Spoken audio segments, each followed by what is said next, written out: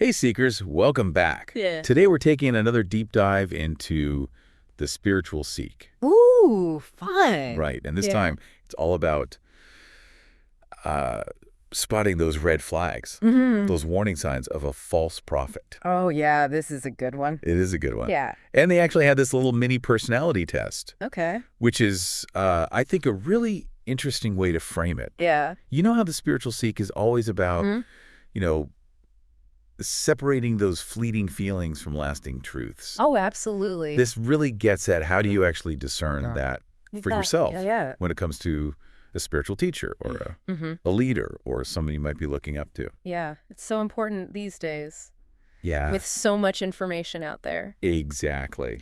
There's So too many voices. this test basically has a series of statements, and we're going to kind of go through them one by one All right. and unpack what they're really getting at. Sounds good. So the first one is, if someone has a large following, they must be trustworthy. Oh, boy. What do you think? That's a tricky one right there. It is tricky. I mean, we see this all the time, not even just in like the spiritual world, Right. but like, Totally. think about like those best-selling books that turn out to be total flops, Yeah. or those popular diets that promise miracles but deliver nothing. Right. Popularity doesn't equal legitimacy. Totally. I mean, Yeah. think about how many times, you've seen something, everyone's like raving about it, and you're like, oh, this must be good. Yeah. And then It's dud. it's a total dud. Yeah. So how do we avoid, Right.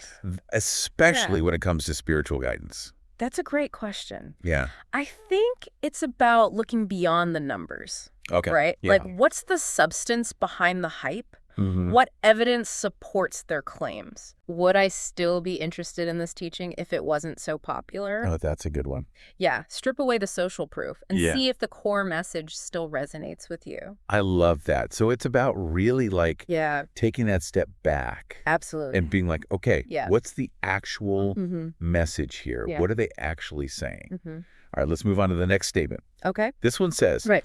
a true spiritual leader only radiates positivity and optimism. Ooh, I don't know about that. Isn't it interesting, right? Yeah. Because it sounds good on the surface. Yeah, it does. It sounds appealing. I think there's more to it than that. I think so too. I think Yeah. true spiritual growth isn't about bypassing the difficult stuff.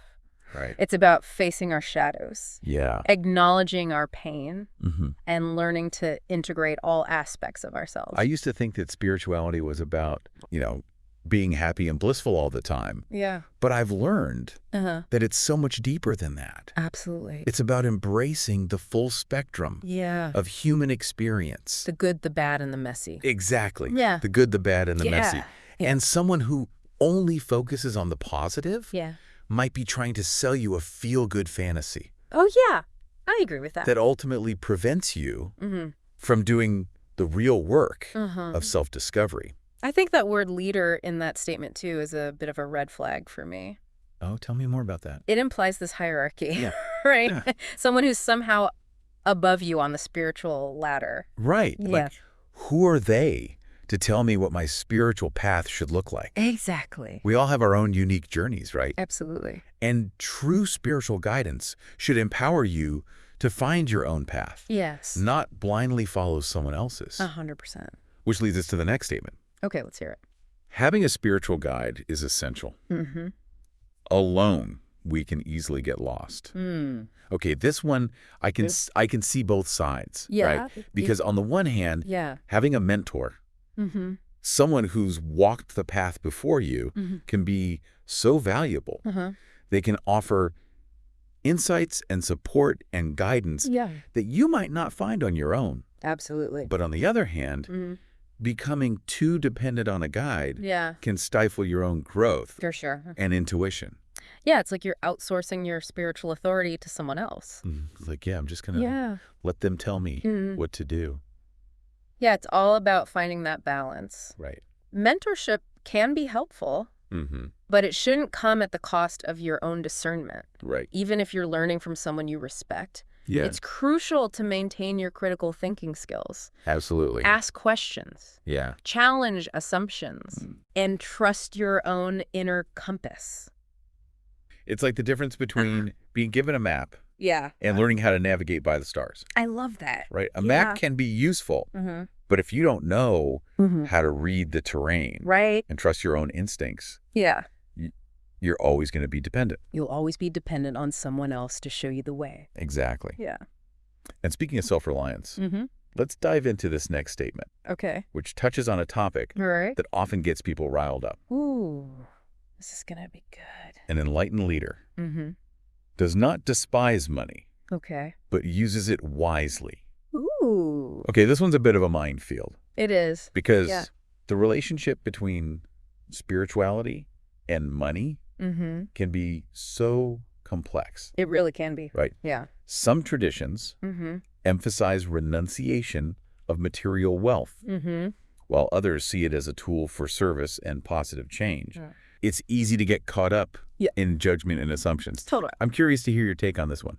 Yeah, it is a complex topic. I think it's like about whether a spiritual leader has money and more about their relationship with it. Okay. You know, like, do they use their resources to empower others or just to enrich themselves? Right. Is there a sense of detachment and generosity, like an air of possessiveness and greed? You know, it's funny. Those are the questions I'd be asking. It's almost like, are they walking the walk Right. when it comes to Yeah. Are they embodying those values? their financial choices? Yeah, that they preach about. Right. Generosity, simplicity, service. Exactly. You know, all those things. Yeah. Remember, actions speak louder than words. Observe how they handle their finances, how they treat those with less, Yeah. and whether their lifestyle aligns with their teachings. So true. That can tell you a lot more than any pronouncements about money and enlightenment. Okay, ready for the next statement? Hit me.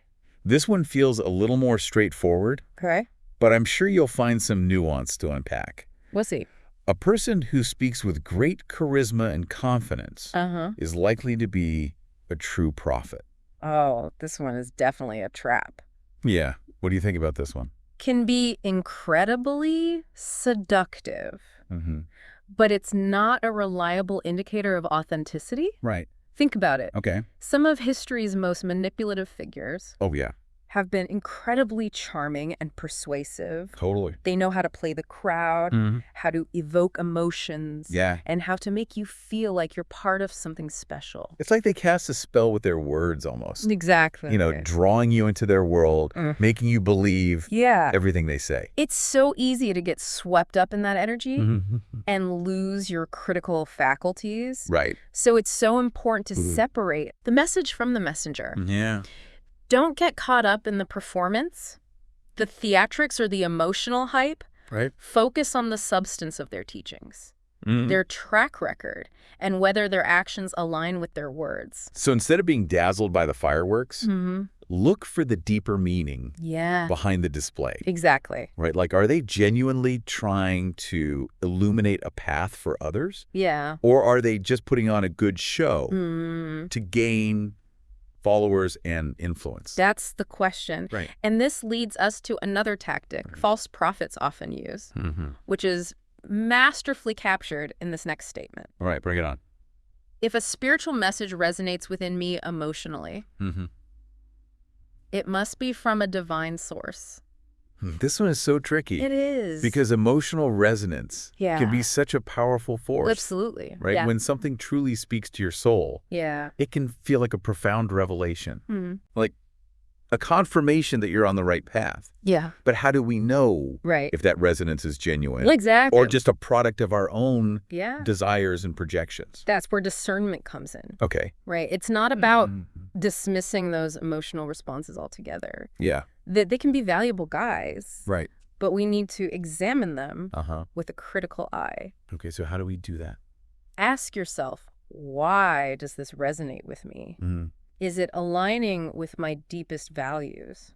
Or is it simply confirming my existing beliefs or biases? It's like checking in with your inner compass. Exactly. That sense of knowing that comes from deep within rather than just Instead of being swept away. getting swept away by a wave of emotion. By that wave of emotion. Remember, false prophets are often skilled manipulators.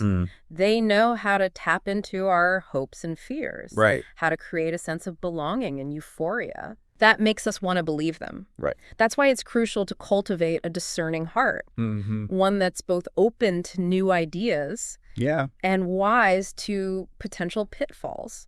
Okay, so far we've covered a lot of ground. We have. Watch out for the bandwagon effect. Don't be fooled by forced positivity. Be mindful of mentors.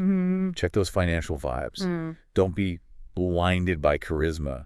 And question those emotional gut reactions. Right, those knee-jerk reactions. What's the final piece of wisdom Yeah, good question. the spiritual seek offers in this? I like how they framed it as a personality test. I know, me too. That's kind of fun. It is. In this truth-testing journey.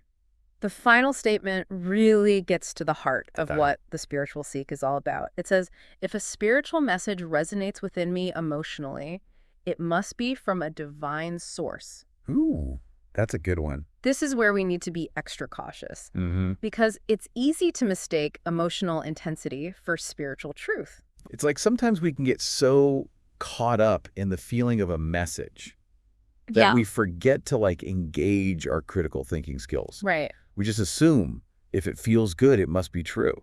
And that's a dangerous assumption. Right. Remember, our emotions can be influenced by all sorts of things. Yeah. Our personal experiences, our desires, even our cultural conditioning.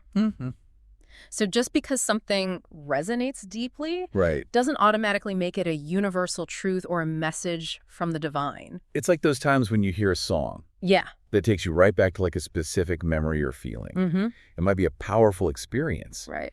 But it doesn't mean the song itself holds some profound universal truth. That's a great analogy. Yeah. It's about recognizing that our emotional responses are subjective and personal. Okay. They can offer valuable insights into ourselves, but they don't necessarily reflect a higher truth. Right. The key is to cultivate that space between feeling and knowing, Yeah. to allow for reflection and critical thinking. So instead of just blindly following our emotional reactions, we need to learn to observe them, question them, and see if they align with our deeper values and understanding. Exactly. And that's where the real work of discernment begins. Right. It's not about suppressing our emotions or becoming cold and analytical. Okay. It's about integrating our emotional intelligence with our critical thinking skills. So we have to use both. How to use both? Our heart and our head. Yeah, our head and our heart. Yeah.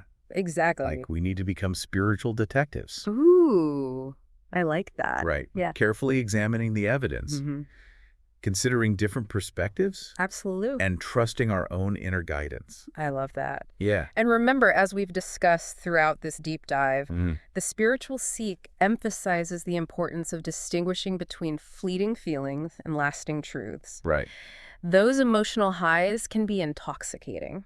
Yeah, they can. But they often fade away. Leaving us craving more.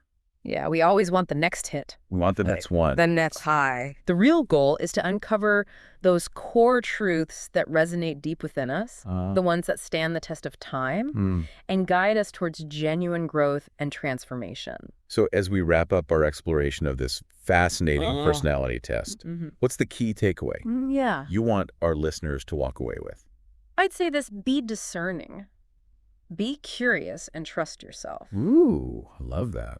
The spiritual journey is a rich and rewarding one, but it's not without its pitfalls. Right. By cultivating these qualities, you can navigate the path with more awareness, wisdom, and ultimately more freedom. Beautifully said. Thank you. And remember, dear listeners, you are not alone on this journey. We're all in this together. Connect with like-minded seekers. Yeah. Share your experiences, support each other. Yes. And keep those conversations flowing. The collective wisdom of the community can be an invaluable resource as you explore the depths of your own spiritual path. It really can. And as always, thank you for joining us on the Deep Dive. It's been fun. We'll be back next week with another fascinating exploration into the world of knowledge and ideas. See you next time. Until then, keep seeking, keep questioning, and keep trusting your own unique and beautiful journey.